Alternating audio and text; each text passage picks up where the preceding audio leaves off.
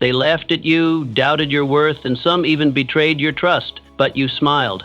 Not because the pain vanished, but because you chose strength over chaos, control over impulse. You mastered the storm within, refusing to give them your peace.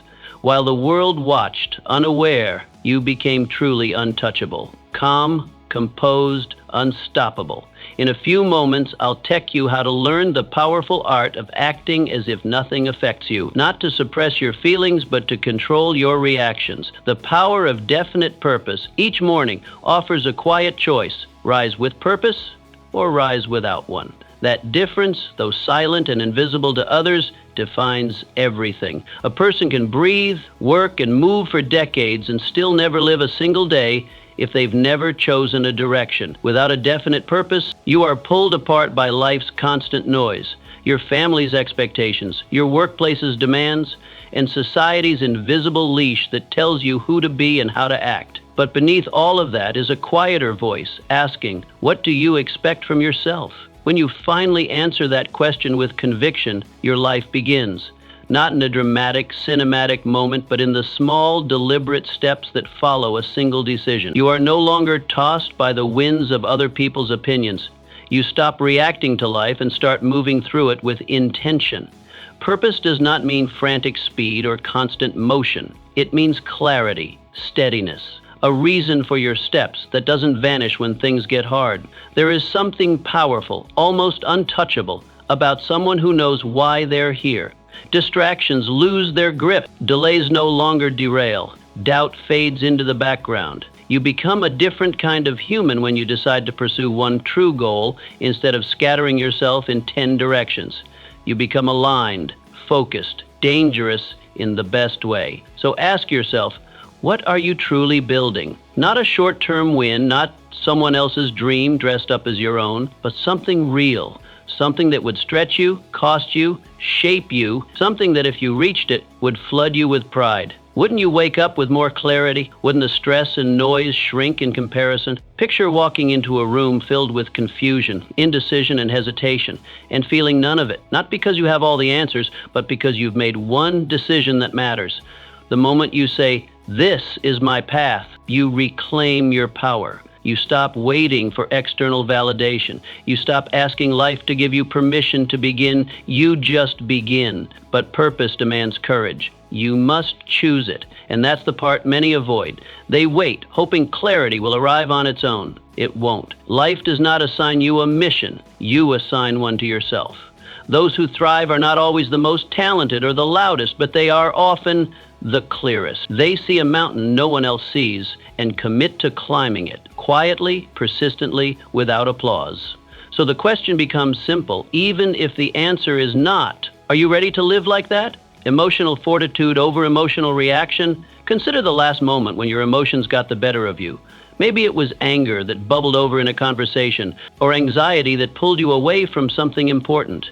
In that moment, who was in charge? Your vision or your reaction? Emotions are powerful, no doubt, but left unchecked, they don't build, they break. They scatter your energy, disrupt your direction, and often leave behind regret in place of progress. You are not some fragile thing drifting through circumstance.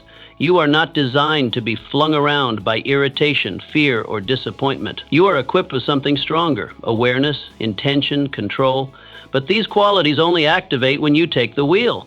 The difference between reacting and responding is only a breath, but that breath is everything. Life doesn't ease up for anyone. It brings friction, delays, disrespect, disruptions, and while you can't dictate what happens, you can master how you show up. That is emotional fortitude. It's not about pretending you don't feel. It's about standing in the storm without becoming the storm. It's about allowing emotion to pass through you without letting it decide for you. To feel without becoming consumed is a rare power, and those who cultivate it become unshakable. Imagine someone insults you. Do you throw your peace into the fire just to retaliate? Or do you recognize their comment as a reflection of them, not you, and keep walking? Not because you're weak, but because you're grounded. Because you've learned that protecting your energy is worth more than proving a point. That's not detachment, that's mastery. True emotional strength doesn't dull your fire, it channels it. It lets you harness the emotion and point it towards something greater, your growth, your focus, your vision. When you stop being reactive, you become responsive. And in that space between stimulus and response lies your greatest freedom.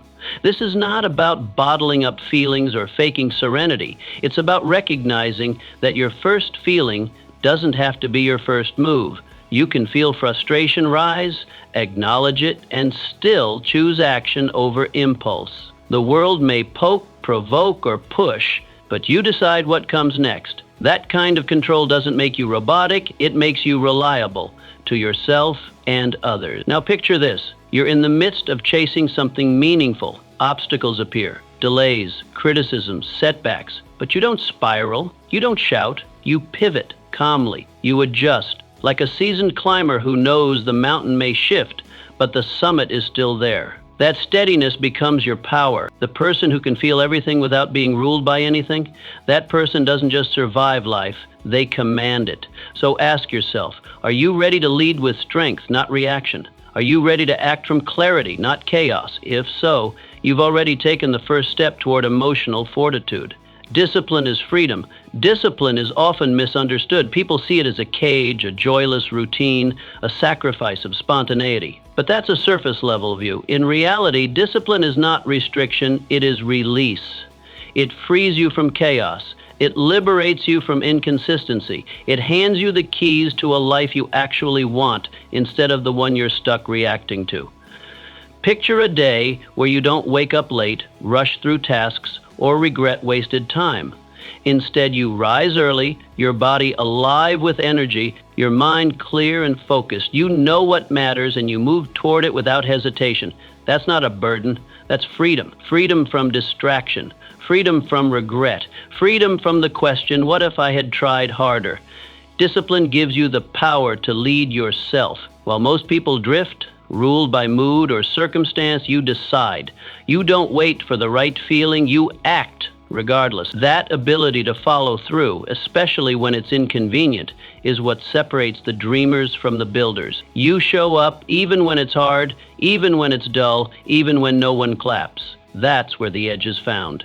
Every choice you make adds up. The time you set your alarm, the way you respond when you're tired, the decision to keep going or take the easy way out. Each one is a declaration of the life you're constructing. You're not just living a day, you're laying the foundation of your future. And you can either let that foundation be shaky and scattered or solid and intentional. Think about who you'd become if you kept every promise you made to yourself, if you trained your body even when you didn't feel like it, if you stuck to your goals regardless of weather, mood, or obstacles. How would that compound over time? The results would speak for themselves, not just in your achievements, but in how you carry yourself. You'd stand differently, speak differently, not out of arrogance, but out of earned confidence. Consider the farmer, rising before the sun, stepping into cold, wet fields, planting and tending without guarantee. The harvest doesn't wait for their inspiration. The crop doesn't care about how they feel, and yet the farmer shows up because the work must be done. Your goals are the same. They don't respond to feelings, they respond to effort. If you want a rare life, a life of real peace, deep fulfillment, lasting joy, then your habits must be just as rare. It's not about perfection, it's about consistency. It's about building a rhythm so strong that you move forward even on the hard days. That kind of life isn't given, it's built, and the tool is discipline. So, are you willing to build it? Are you willing to trade short-term ease for long-term greatness? Because discipline doesn't chain you, it frees you. It hands you back your time, your strength, your future, and in that, you become untouchable. Resilience in the face of setbacks. You try, you fall, you rise. Then something else hits, unexpected, unfair, unwelcome.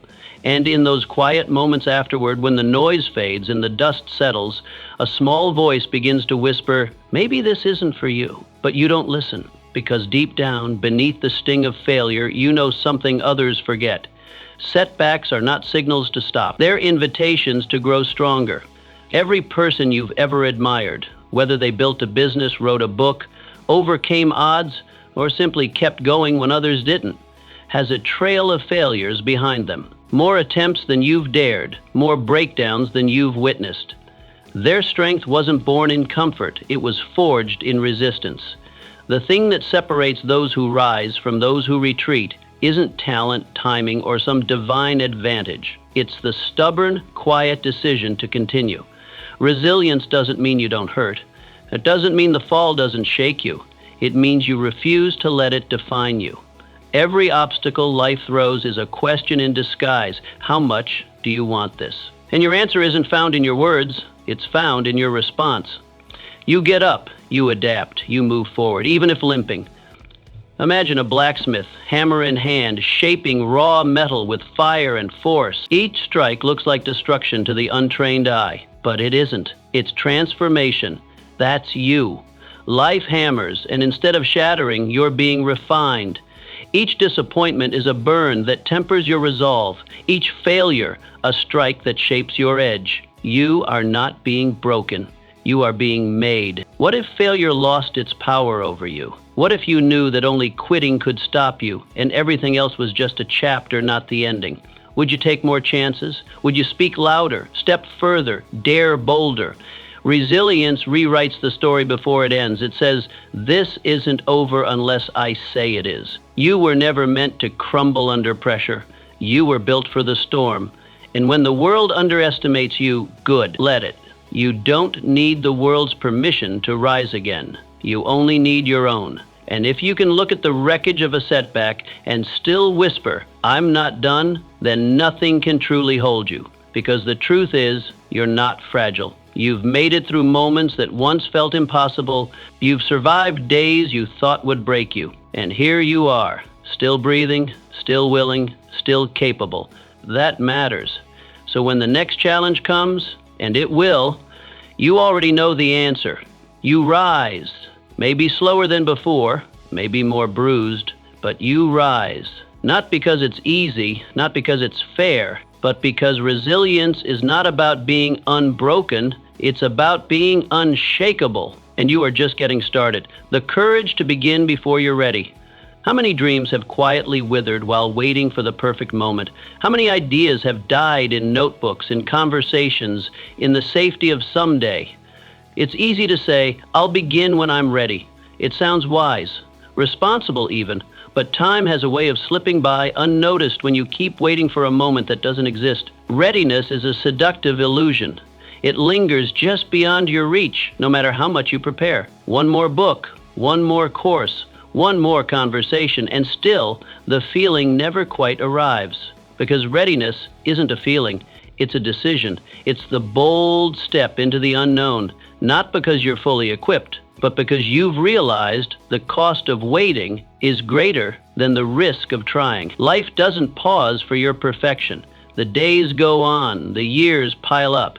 And if you're not careful, you'll find yourself in the same place 5 years from now, still clinging to the same excuses, still hoping for the right time to come tap you on the shoulder. But it won't. The world doesn't operate on your fear. It moves with or without you. And the longer you wait, the louder doubt becomes. Every person who's ever done something meaningful started in uncertainty. They began with shaky hands and half-formed plans. They weren't experts, they weren't ready, but they were willing. And that made all the difference. The truth is, no book, no mentor, no ideal circumstance will give you the permission you're secretly waiting for. The only person who can give you that is you. Picture yourself standing at the edge of a dense forest. The path winds into shadow. You can't see more than a few steps ahead. Fear says, "What if you get lost?" But there's another voice, quieter yet stronger, that asks, "What if this is the way forward? What if this is exactly where you're meant to go?" That second voice is the one you follow, not because the fear disappears, but because you've decided it won't be in charge anymore. You were not born to store potential, you were born to express it, and expression requires movement. You will make mistakes. You will face doubt, missteps, and detours, but none of those things are failures. They are signs that you're alive in your journey. Confidence, clarity, and skill don't show up before you start. They're earned because you started.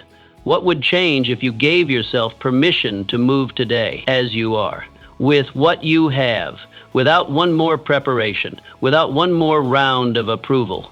Would the first step be perfect? No, but it would be real. And reality is where transformation begins. Not in endless preparation, but in imperfect motion. The world doesn't reward those who wait until they're flawless.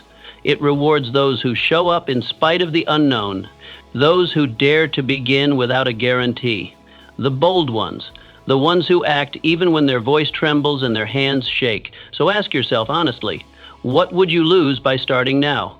And what will you lose if you don't? The time will pass anyway. The question is, will you pass with it, still waiting? Or will you finally say, this is my moment, and step forward? Not when you're ready, but because you're ready enough. Mastery over thought. Guard the gates of your mind. The most sacred and powerful space you will ever be responsible for is not your house, your bank account, or your calendar. It's your mind. It's the space where your future takes shape, where your self-worth is built or broken, where your habits are born and your identity is carved. Every great achievement starts there, and so does every quiet failure. Because whatever enters your mind, if left unexamined, begins to shape who you are becoming. Thoughts are not passive, they are seeds.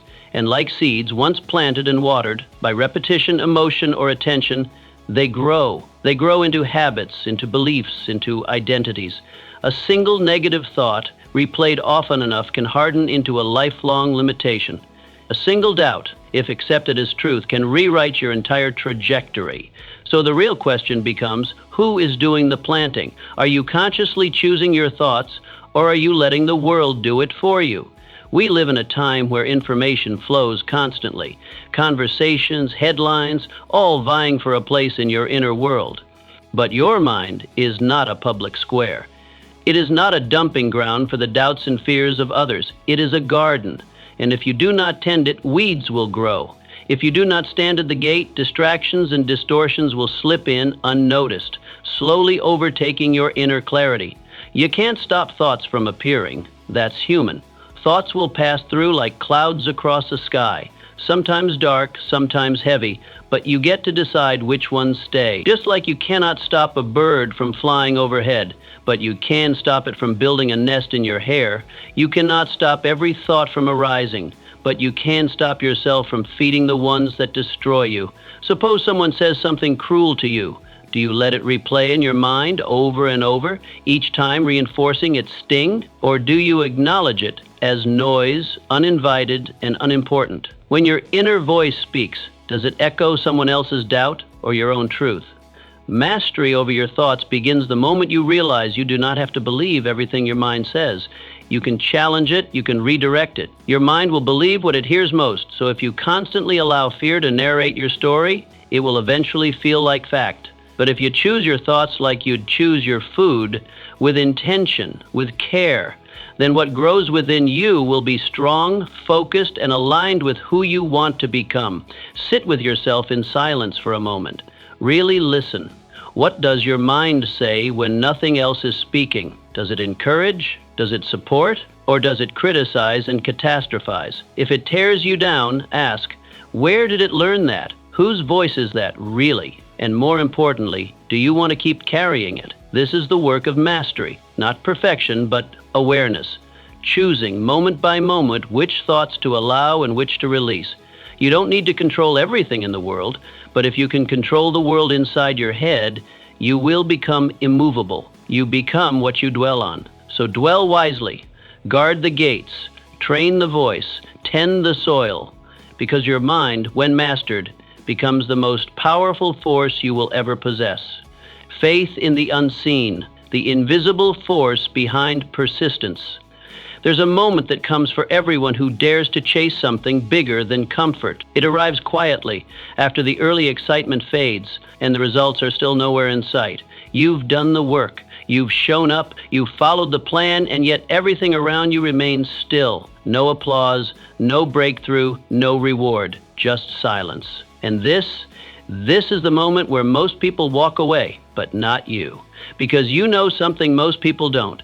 You've learned to respect the invisible, to trust in the unseen. Some things you've come to understand must grow underground first. Take the tree. From the outside, it seems like nothing is happening. You plant the seed, you water it, you wait, days go by, weeks, maybe even months. No sign of life. No green sprout pushing through the dirt, but beneath the surface something powerful is taking place. Roots are forming, strong, steady, deep.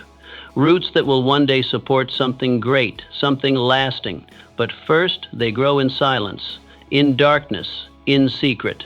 And so does your progress.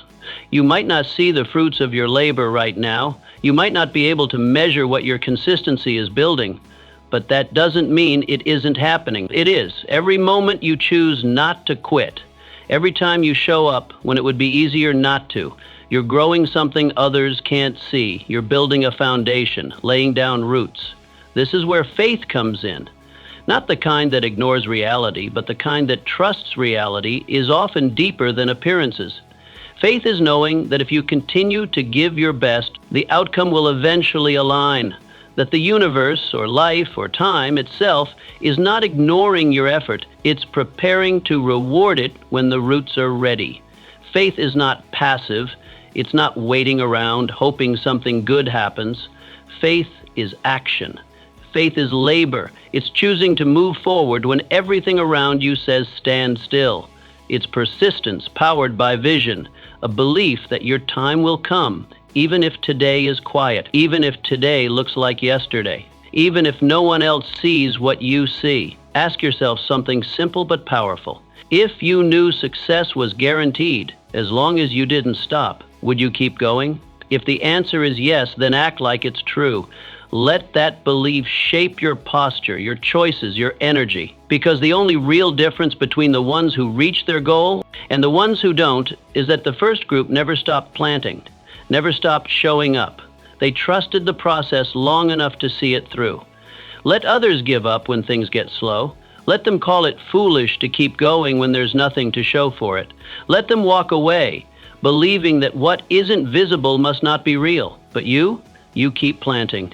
You keep rising. You keep doing the work day after day, even if it feels like no one is watching, because you're not doing it for the crowd. You're doing it for the future.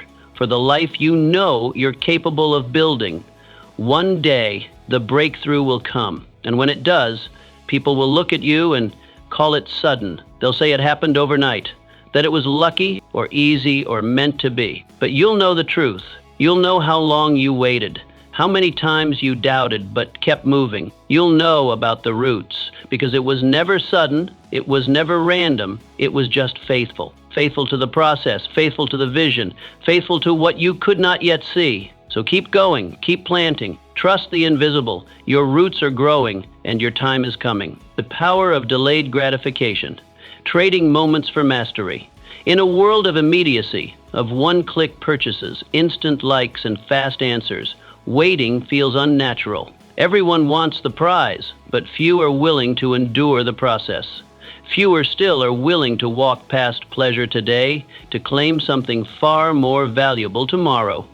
But this is the truth that sets the great apart from the average. Real success is slow, and it demands a willingness to trade the momentary for the meaningful. Every day you hear it, the soft, seductive call of comfort. Sleep in just a little longer. Skip the workout. Buy that thing you don't need. Watch one more episode. Rest now. Enjoy now. Indulge now. The voice is always there, and most people listen, not because they're weak, but because gratification now feels more real than the possibility of reward later. But here's the secret. The people who win in any field are the ones who can pause, who can wait, who can say no for now.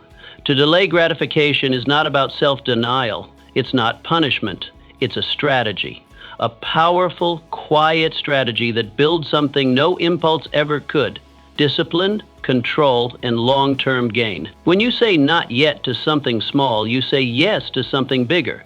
You're not missing out, you're setting up. Picture someone learning a skill, a craft, a language, a trade. At first, it's new and exciting. Then comes the wall, progress slows, frustration grows. This is where most quit. It's easier to chase something novel than to sit with something hard. But mastery doesn't come from bouncing between sparks. It comes from enduring the plateau, showing up when it's boring, staying when it's quiet. And every time you do that, every time you delay the urge to quit, You're building toward a future that others won't reach, simply because they wouldn't wait. Or consider money. Maybe you're saving for something that matters. A business you want to launch, a property you want to buy, a future you want to secure. And every day the world offers you a reason to spend it. Little luxuries, temporary highs, instant joy. But you resist. Not because you can't afford it, but because you're aiming higher. While others buy the illusion of wealth, you're building the foundation of it. You don't trade your dreams for dopamine. You understand that patience today becomes freedom tomorrow. And here's what's rarely said. Each time you choose discipline over distraction, each time you delay instead of indulge, you're training yourself. You're reinforcing a muscle most never bother to develop, the ability to hold out for more. That muscle, when strengthened, changes everything. It gives you power, not over others, but over yourself. And when you can master your own impulses, you can master your future. It won't always feel heroic. In fact, most of the time it will feel ordinary, quiet, maybe even unnoticed. You'll turn down things no one claps for. You'll say no when no one is watching. You'll work when others rest. And it won't pay off right away, but one day it will. One day the compounding of all those decisions will burst through, and people will call it luck. They'll call it talent. But you'll know better. You'll know it was earned, not through flashes of brilliance, but through years of restraint, through the refusal to give in when the easy road appeared. You chose the long road, the harder one, but also the higher one. So when that familiar voice whispers today, why not now? Just once, just a little. Pause, breathe, remember what you're building. Remember why you started, and choose the voice of your future self, not your present craving. Because every time you delay what is easy, you give strength to the part of you that was born for something greater. You shape the life that others only fantasize about. You trade moments for mastery, the strength of stillness. Calm is a weapon. In a world addicted to movement, stillness is a rare and potent force. Look around and you'll see it. People rushing, talking without listening, reacting without thinking. There's a kind of frantic energy pulsing through every room, every interaction. Everyone's trying to be first, loudest, fastest. But in the midst of that storm, the one who remains calm rises above it all. The one who is still becomes the one who sees clearly, moves wisely, and strikes only when it matters. In the noise, calm becomes your weapon. Stillness is not laziness, nor is it retreat. It is not apathy or disengagement. It is presence without panic. It is awareness without urgency. It is power without performance. To be still is to be so grounded in yourself that external chaos cannot shake your internal peace. It is the strength of a mind that does not flinch, a heart that does not overreact, a spirit that does not sway with every gust of wind. Think of the strongest trees. They do not flail wildly in the wind. They do not break in every storm. They stand, rooted, flexible enough to bend, but solid enough not to fall. This is what you become when you embrace stillness, not passive, but prepared, not frozen, but focused.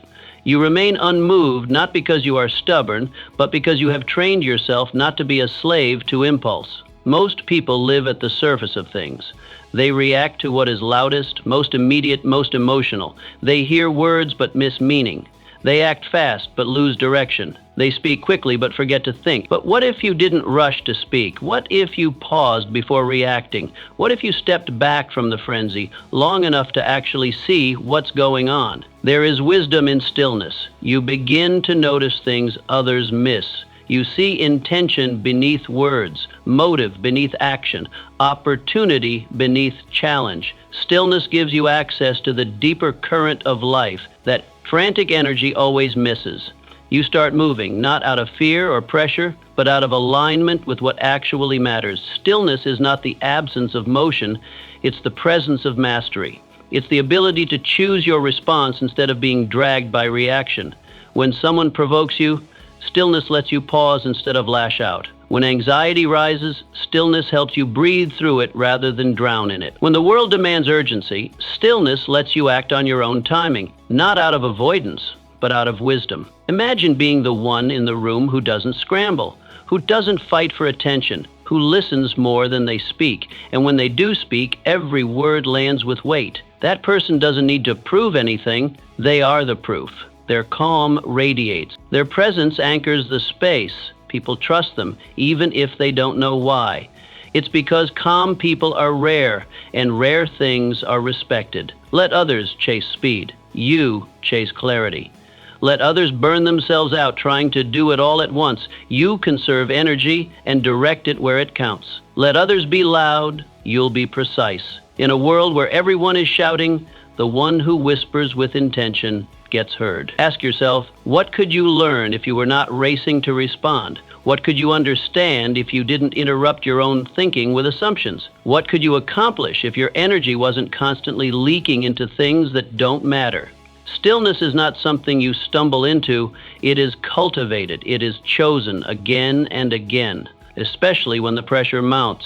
It is not weakness. It is the ultimate discipline to remain steady when every part of you is tempted to react. It is control not over others, but over yourself. And when you master that, you become different. People notice it, even if they can't name it. You begin to lead without trying to lead. You influence without forcing influence. You become a presence that calms others simply because you've already calmed yourself. So when the world becomes loud, fast, and frantic, don't join the race. Don't match their chaos. Slow down. Anchor yourself. Let the storm pass while you stand firm. Because stillness is not inaction. It's preparation. It's insight. It's power sharpened by patience. And when everything else is noise, your calm will be your greatest advantage. Becoming the example, living a life that speaks without words, there comes a moment when you realize that the greatest impact isn't made with a microphone, but with a mirror. Not the one you look into, but the one you become for others. In a world overflowing with opinions, declarations, and noise, the rarest thing of all is someone whose life simply shows the truth they stand for without needing to explain it. People talk endlessly about what they're going to do, about what matters, about who they are or what they believe, but talk is weightless. What gives a life gravity is the quiet, unwavering consistency of aligned action. You don't have to convince anyone that you're improving, that you're growing, or that you stand for something. You just have to live like it, especially when no one is watching. That's what makes the difference. Every person you meet, whether they show it or not, is carrying something invisible. Fear, doubt, fatigue. They're looking for proof that someone, somewhere, is living with discipline, with love, with integrity. They're scanning the world for signs that it's still possible to live a meaningful life in the middle of chaos. You might never hear them say it, but deep down, they are hoping someone like you exists. Not someone perfect, but someone real, grounded, honest, awake. Will you be that person? You don't need to be a leader in title to be a leader in truth. Real leadership, real inspiration isn't about position or recognition. It's about quiet example. It's about becoming the kind of person whose actions create ripples, whose discipline sharpens others, whose presence offers shelter in a loud, frenzied world.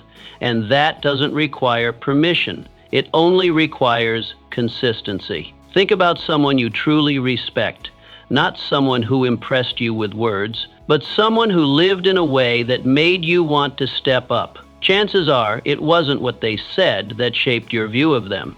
It was how they carried themselves, the way they showed up, the choices they made when they could have taken the easier path. Maybe they never even knew you were watching, but you were, and it mattered. Now consider this. Someone is watching you the same way. They're noticing when you rise early and keep your promises, when you finish the hard task without cutting corners, when you stay kind in the face of bitterness or hold your values when it would be easier to abandon them. They're watching when you say nothing, but your body language speaks integrity. They're learning from your example, even in silence. You become the lighthouse, not by flashing lights and sounding alarms, but by simply standing tall, shining steady, refusing to flicker when the storm rages. You become the example, not by forcing change in others, but by being so rooted in your own purpose that they are drawn to find their own. What does your life say when your mouth is closed? What do your habits reveal about your priorities? When the pressure rises, do you hold to the same values you preach when things are easy? This is where example is forged. not in highlight reels, but in the unglamorous moments that make up most of our lives. You don't need a stage to make a difference. The example you set in your home, your workplace, your community carries farther than you think. The child watching you choose patience over rage. The friend observing your commitment to growth. The coworker quietly noticing your refusal to gossip. All of these are moments where your example becomes a lesson, where your choices plant seeds. It's not about being flawless. It's about being real and consistent in your realness. It's about living in such a way that if someone followed you silently for a month, they'd know what you stand for without needing to ask. That's the power of living aligned.